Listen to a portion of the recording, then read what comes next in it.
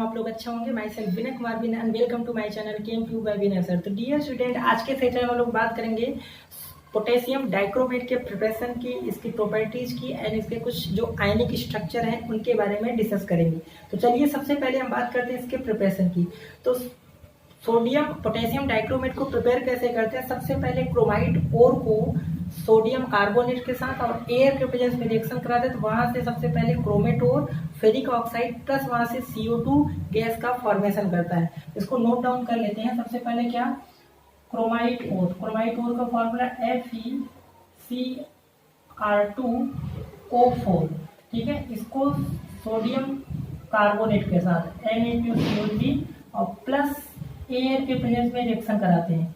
यहाँ से बनाता है सबसे पहले क्रोमेट ओर Na2CrO4 प्लस यहाँ से फेरिक ऑक्साइड Fe2O3 और प्लस यहाँ से CO2 गैस का फॉर्मेशन करेगा, ठीक है। इसको बैलेंस कर लेते हैं। तो यहाँ से क्या हो जाएगा 4 और यहाँ से ये कितना हो जाएगा, यहाँ से हो जाएगा ये 8 और यहाँ से ये 7 ले। इसको बैलेंस फॉर्म देखो याद भी करना पड़ेगा, ठीक है।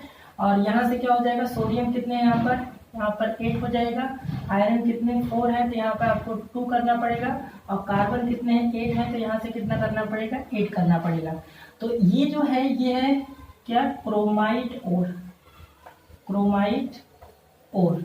और ये आपको सोडियम कार्बोनेट पता ही है, यहाँ पर ऑक्सीजन ये एयर पता ही है। और ये जो है वो क्रोमेट ओर है, क्रोमेट ओर। और ये तो पता ही है, ये है फेरिक ऑक्साइड, ठीक है। ये अपना फर्स्ट स्टेप हुआ, सबसे पहले क्रोमेट ओर का फॉर्मेशन कर। अब सेकेंड स्टेप में क्या होगा, ये जो क्रोमेट ओर है इसको एसिडिक मीडियम में रिएक्शन कराते हैं। तो Na2CrO4 ये जो है कौन सा, क्रोमेट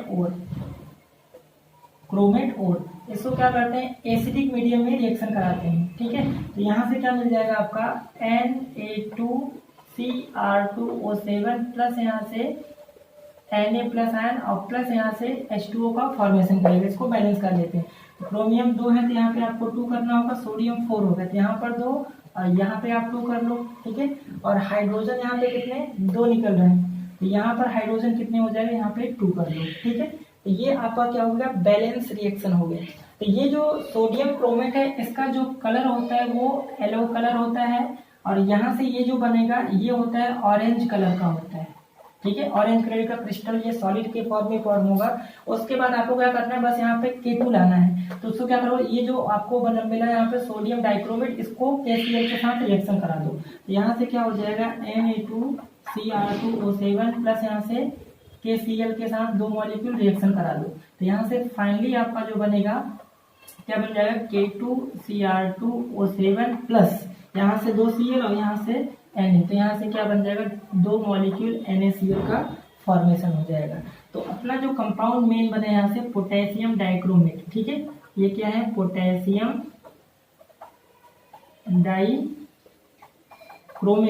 और जो कि आप लैब में देखोगे ये कैसा होता है, ऑरेंज कलर का क्रिस्टल होता है। तो ये हो गया इसके प्रिपरेशन की बात, सिंपल सा है। इसको आप 2-3 बार लिखोगे तो अच्छे से याद हो जाएगा, ठीक है। क्रोमाइड ओर को सोडियम कार्बोनेट और ऑक्सीजन के साथ सबसे पहले क्रोमेट ओर बनाएगा जो कि येलोइश कलर का क्रिस्टल होगा, ठीक है। और वहां से फेरिक ऑक्साइड प्लस CO2 मिलेगा। उसके बाद सोडियम क्रोमेट ओर को फिर से हम एसिडिक मीडियम में कराते थे, यहाँ से सोडियम डाइक्रोमेट मिलेगा जो कि ऑरेंज कलर का क्रिस्टल होता है। फिर हमें क्या करना है, इसको KCl के साथ रिएक्शन करा दो तो यहाँ से पोटेशियम डाइक्रोमेट मिल जाएगा और साइड में NaCl मिलेगा। तो सोडियम डाइक्रोमेट और पोटेशियम डाइक्रोमेट दोनों का कलर कैसा होता है, ऑरेंज कलर का क्रिस्टल होता है। और सोडियम क्रोमेट जो ओर होता है वो येलो कलर का क्रिस्टल होता है। थोड़ा कलर भी आप इसको ध्यान रखिएगा। अगर इनके प्रिपरेशन में देखा जाए तो यहाँ से अगर सोडियम हटा दो तो ये बना क्रोमेट आयन, और ये अगर पोटेशियम हटा दो तो यहाँ से इस पे -2 चार्ज, ये बनेगा डाइक्रोमेट आयन। तो ये क्रोमेट एंड डाइक्रोमेट आयन एक दूसरे में क्या होते हैं, कन्वर्टिबल होते हैं, ठीक है।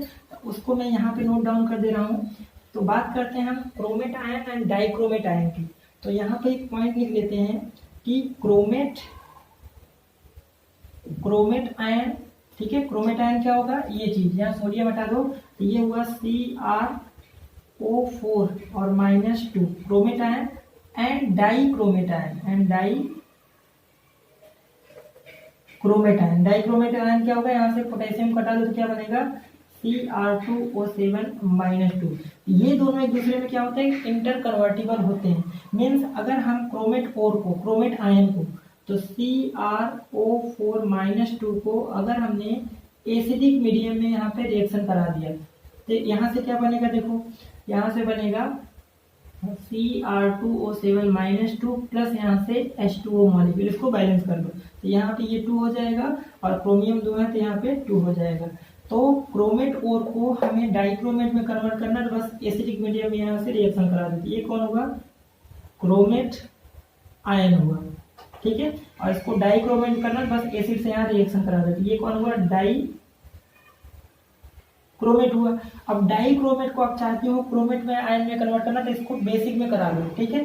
तो यहाँ से अगर इसको बेसिक्स कराओगे Cr2O7-2 और यहाँ पर बेसिक मीडियम में रिएक्शन करा दो, तो यहाँ से फिर से आपको ये CrO4-2 प्लस यहाँ से H2O का फॉर्मेशन कर लेगा। इसको बैलेंस कर लो तो यहाँ से क्या हो जाएगा, ब्रोमीन 2 है तो यहाँ पे 2 कर दो और हाइड्रोजन 2 है तो यहाँ पे 2 कर दो। तो ऑलरेडी यहाँ पर ये बैलेंस हो गया है, ठीक है। तो यहाँ से कितने 9 ऑक्सीजन है। ये आपका इंटर कन्वर्टिबल होता है। अगर क्रोमेट को डाइक्रोमेट में तो एसिड्स करा दो, और अगर डाइक्रोमेट को क्रोमेट में कन्वर्ट करना है तो ये कौन सा है, क्रोमेट आयन। और ये तो पता ही है डाइक्रोमेट आयन है, तो ये चीज इंपॉर्टेंट है, ठीक है। अब नेक्स्ट हम बात कर लेते हैं इनके स्ट्रक्चर की। इनका स्ट्रक्चर क्या होगा, तो बात करें इनकी स्ट्रक्चर की, तो chromate ion and dichromate ion दोनों का स्ट्रक्चर जो होता है वो टेट्राहेड्रल होता है। इसका तो टेट्राहेड्रल होता है, यहाँ पे 2 टेट्राहेड्रल का फॉर्मेशन होता है। तो स्ट्रक्चर देख लेते हैं इसमें।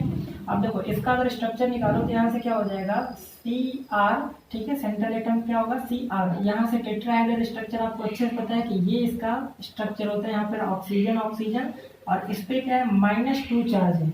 यहाँ पे क्या आ जाएगा, -2 चार्ज। ये हो गया किसका, क्रोमेट ओर का, क्रोमेट। ये हो गया क्रोमेट आयन का स्ट्रक्चर, जो कि कैसा दिख रहा है, टेट्राहेड्रल इसका स्ट्रक्चर दिख रहा है।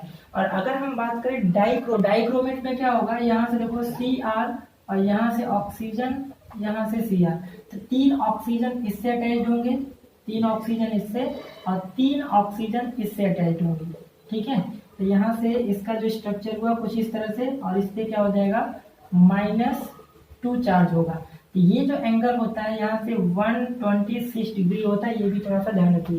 तो ये किसका स्ट्रक्चर हो गया, डाइक्रोमेट आयन का स्ट्रक्चर हुआ, जिसमें 2 टेट्राहेड्रल, देखो एक टेट्राहेड्रल ये, एक टेट्राहेड्रल है, तो 2 यहाँ पे टेट्राहेड्रल शेप है जो कि एक दूसरे से कंबाइन है, ठीक है। तो ये हो गया यहाँ पर इसका स्ट्रक्चर। अगर हम बात करें इसके ऑक्सीडेशन स्टेट की, तो जरा इसका ऑक्सीडेशन स्टेट निकालिए। हमें इसका ऑक्सीडेशन स्टेट निकालना है, तो CrO4-2 है, तो हमें क्रोमियम सेंट्रल एटम निकालना है। तो इसको आप x मान लो, ऑक्सीजन पे -2 तो कितने -8 इक्वल टू यहाँ से 2, तो x इक्वल टू कितना आ जाएगा, +6। जिसका ऑक्सीडेशन स्टेट +6 आया। अगर डाइक्रोमेट में निकालना है तो इसका भी ऑक्सीडेशन स्टेट निकाल सकते हैं। तो यहाँ से क्या होगा, 2x, क्रोमियम का अपने को निकालना है, और -14 इक्वल टू -2। तो यहाँ से जब निकालोगे तो इसका भी क्या होगा, +6 होगा। तो दोनों का ऑक्सीडेशन स्टेट जो आएगा वो +6 आएगा। और एक पॉइंट और ध्यान रखना है कि सोडियम डाइक्रोमेट Na2Cr2O7 हो, या फिर पोटेशियम डाइक्रोमेट Ca2Cr2O7, दोनों ही क्या होते हैं, स्ट्रॉन्ग ऑक्सीडाइजिंग एजेंट होते हैं। क्या होते हैं, स्ट्रॉन्ग ऑक्सीडाइजिंग एजेंट की तरह काम करते हैं। ये भी आपको ध्यान रखना है। KMnO4 और K2Cr2O7 दोनों ही क्या होते हैं, स्ट्रॉन्ग ऑक्सीडाइजिंग एजेंट होते हैं। तो आई होप आपको कॉन्सेप्ट समझ में आ गया है। पोटेशियम डाइक्रोमेट का इसका प्रिपरेशन क्या है, इसके स्ट्रक्चर क्या है, और इसके कुछ प्रॉपर्टीज हमने लिखा है। इसका कलर थोड़ा सा ध्यान रखिएगा, क्योंकि अब आप यहाँ से क्वेश्चन कैसे पूछ सकता है स्ट्रक्चर से रिलेटेड। तो आपसे पूछे कि डाइक्रोमेट आयन में कितने क्रोमियम एंड ऑक्सीजन के बॉन्ड होते हैं, तो आपको कितने दिख रहे हैं, 1 2 3 4 5 6। तो Cr अगर पूछे CrO के कितने बॉन्ड हैं, तो यहाँ पे कितने टोटल 6 हैं। और अगर पूछे यहाँ पर क्रोमेट आयन में कितने CrO बॉन्ड हैं, CrO के कितने बॉन्ड हैं, तो यहाँ से कितने हो जाएंगे, 1 2 3 4। तो ये सब क्वेश्चन पूछ लेते हैं जो कि स्ट्रक्चर से रिलेटेड है। तो अगर आपको स्ट्रक्चर आ जाए तो आसानी से स्ट्रक्चर बना के कुछ भी क्वेश्चन पूछेगा तो आसानी से कर लोगे। तो आई होप वीडियो पसंद आया होगा, प्लीज़ लाइक करें, शेयर करें, सब्सक्राइब करें। मिलते हैं हम लोग नेक्स्ट लेक्चर में। Thank you.